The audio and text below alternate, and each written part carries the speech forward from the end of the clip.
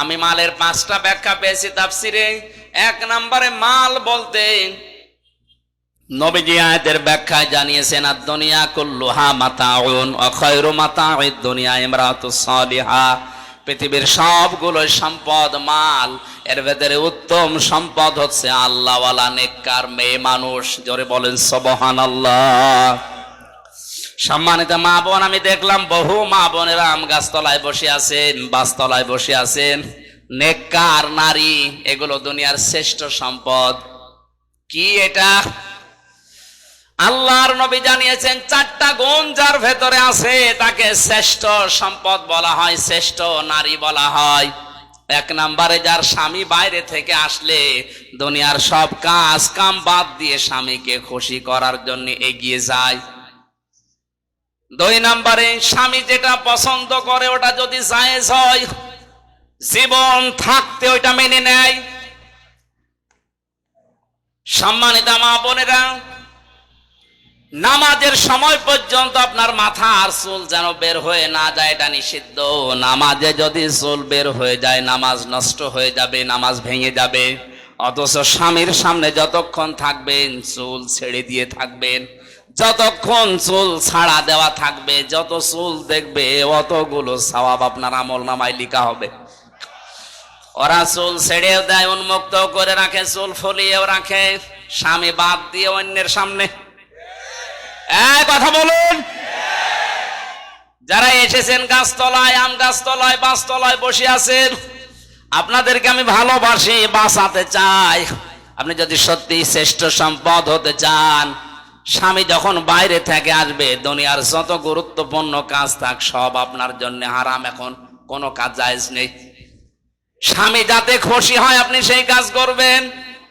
ও যদি আপনাকে হাতা কাটা ব্লাউজ দেখে মনে করে না এটা আমার ভালোই লাগে, ওইভাবে তার সামনে থাকবেন, কোনো অসুবিধা নেই। তাই বলে ওইটা পরে আবার বাইরে যাওয়া যাবে না। স্বামী যেটা পছন্দ করে যদি জায়েজ হয়, বাস্তব জীবনে জীবন থাকতে আপনাকে মানায় লাগবে।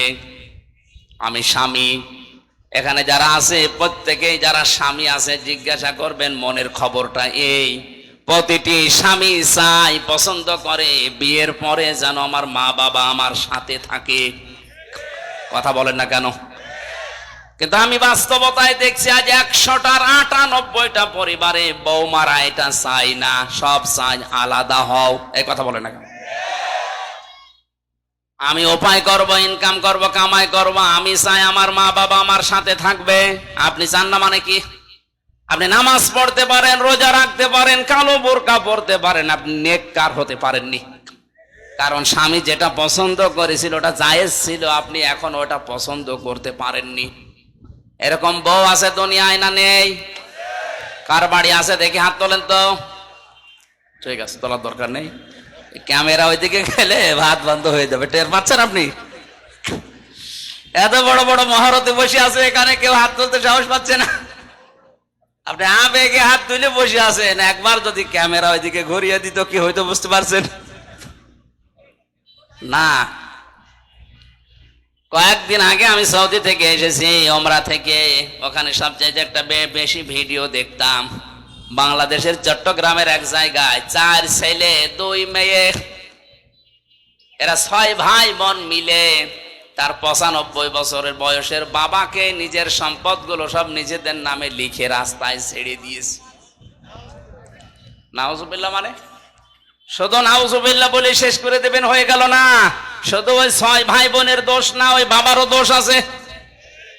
বলেন, এই 6টা ভাই বোন জানেই না যে বাবা কি জিনিস। মা মরে গেছে 10 বছর আগে। নিজেরা 6 জন মিলে কায়দা করে বাবার জমিগুলো নিজের নামে লিখে নিয়ে বাবাকে এখন রাস্তায় ছেড়ে দিয়েছে। বেটার বয়স 95 বছর, ও পড়বে রাস্তায়, মরবে ডেনে পড়ে, সারা জীবন কুকুরের খাবার হবে। শুধু নাউজুবিল্লাহ যারা বললেন না, আমি নাউজুবিল্লাহ বলতে চাই না, এখানে দোষ এই বাবাটার আছে। কারণ আল্লাহর পরে যে মার বাবার স্থান, ও বাবা ওই 6 ছেলে মেয়েকে কোনোদিন জানায়নি, ওই রকম শিক্ষা কোনোদিন তাদের দেয়নি। কথা বলেন ঠিক কিনা?